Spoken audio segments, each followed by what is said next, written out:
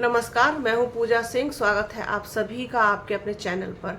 दोस्तों, कल 23 जून है और 23 जून को बसपा की एक बड़ी मीटिंग लखनऊ में होने जा रही है, जिसमें बहुत सारी संभावनाओं पर मतलब नजरें लगी हुई हैं कि क्या कुछ हो सकता है। इससे पहले ही बसपा के लिए एक अच्छी और सुकून भरी खबर ये निकल करके सामने आई है कि आकाश आनंद, जो बसपा के राष्ट्रीय कोऑर्डिनेटर थे, एक बार फिर से उनकी वापसी बसपा में हो सकती है।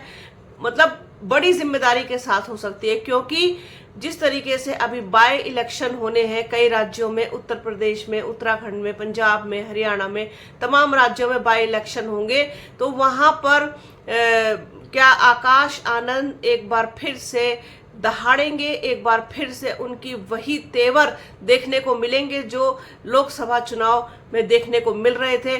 क्योंकि बसपा ने देर रात एक सूची जारी की है, जिसमें उत्तराखंड और पंजाब के स्टार प्रचारकों में बसपा सुप्रीमो मायावती के अलावा दूसरे नंबर पर, बसपा सुप्रीमो मायावती से ठीक नीचे दूसरे नंबर पर आकाश आनंद का नाम है।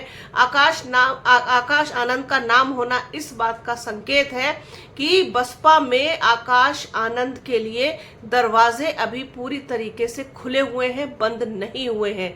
संभावनाएं, आशाएं, उम्मीदें अभी बची हुई हैं, बाकी हैं। आकाश आनंद वापसी कर सकते हैं और जोरदार धमाकेदार उनकी एंट्री एक बार फिर से हो सकती है।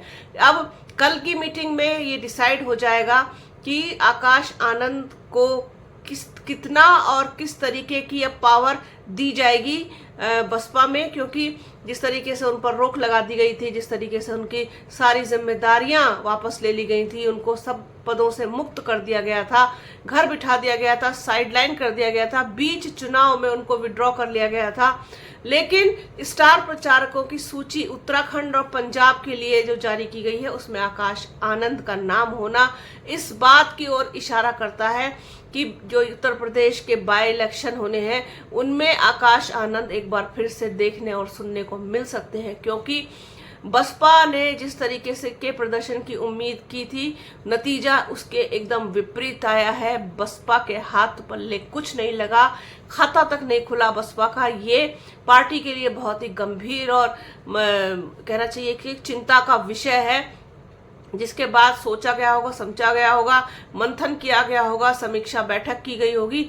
अब 23 जून को जो बैठक होनी है उस पर सबकी निगाहें लगी हुई हैं कि आखिरकार इसमें क्या होने जा रहा है। क्या आकाश आनंद को बड़ी जिम्मेदारी कोई दी जा सकती है, या सिर्फ वो स्टार प्रचारक ही बने रहेंगे, वहीं तक सीमित रहेंगे। ये सब कुछ तो कल की मीटिंग के बाद तय होगा और आने वाले आगे आगे जिस तरीके से चीजें बढ़ेंगी वो चीजें क्लियर होती जाएंगी।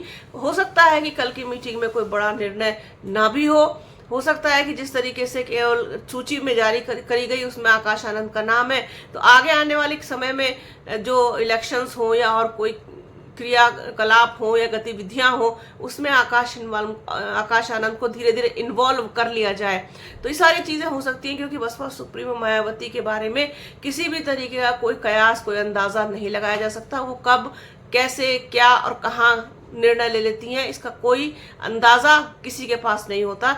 जिस तरीके से आकाश आनंद को हटाया गया था, तब भी किसी ने इस चीज के बारे में नहीं सोचा था कि बिल्कुल चढ़े हुए चुनाव में लोग आकर्षित हो रहे थे, लोग जुड़ रहे थे और बहुत सारी सीटों पर उनका प्रभाव भी देखने को मिलेगा, ऐसा माना जा रहा था। उस बीच में से भी आकाश आनंद को हटा लेना, ये भी एक बड़ा झटका था, उनका एक बड़ा निर्णय था। तो वो कब, कहाँ, कैसे, क्या निर्णय लेती हैं, ये तो समय बताता है, समय पर सब कुछ निर्भर करता है। लेकिन आकाश आनंद की वापसी हो सकती है, ये बड़ी खबर है। स्टार प्रचारक में नाम आ जाना, यही कहीं ना कहीं बहुत सुकून वाली बात है। अगर सिर्फ प्रचार ही वो करते हैं उत्तर प्रदेश में भी, तो इसका काफी फर्क पड़ेगा। जो लोगों में नाराजगी थी, खासतौर पर युवाओं में नाराजगी थी कि आकाश आनंद को क्यों हटा दिया गया, उनको थोड़ा सा सुकून मिलेगा, राहत मिलेगी। बसपा का जो छिटकता हुआ वोट बैंक है, यूथ ने खासतौर पर जिस तरीके से बसपा का साथ छोड़ करके और दूसरी पार्टी का हाथ थामा, संविधान बचाने के नाम पर, ये कहीं ना कहीं बसपा के लिए बहुत चिंता का विषय है और सोचा गया होगा, इस पर समझा गया होगा और कहीं ना कहीं इस चीज़ को स्वीकार भी किया गया होगा कि हाँ इसका वास्तव में फर्क पड़ा है। तो ये जो खबर है कि सूची में उनका नाम है, साथ ही साथ कल की इम्पोर्टेंट मीटिंग भी है, ये सारी चीज़ें इस बात की तरफ इशारा कर रही हैं कि आकाश आनंद को बड़ी जिम्मेदारी मिल सकती है, उनके कंधों पर भार बसपा का अब आने वाला है। जो कुछ भी होगा वो खैर कल तक क्लियर हो जाएगा, या अगर कल क्लियर ना भी हो तो आगे आने वाले समय के हिसाब से वो चीज़ें साफ होती रहेंगी। तो ये एक चीज़ थी, सोचा अपने दर्शकों के साथ इसको शेयर किया जाए कि क्या आकाश की धमाकेदार फिर से एक बार एंट्री होने वाली है, क्या जो बाई इलेक्शन होने जा रहे हैं उनके जो चुनावी प्रचार होंगे, जो रैलियां होंगी, उसमें एक बार फिर से आकाश आनंद के वही तीखे और तल्ख तेवर देखने को मिलेंगे।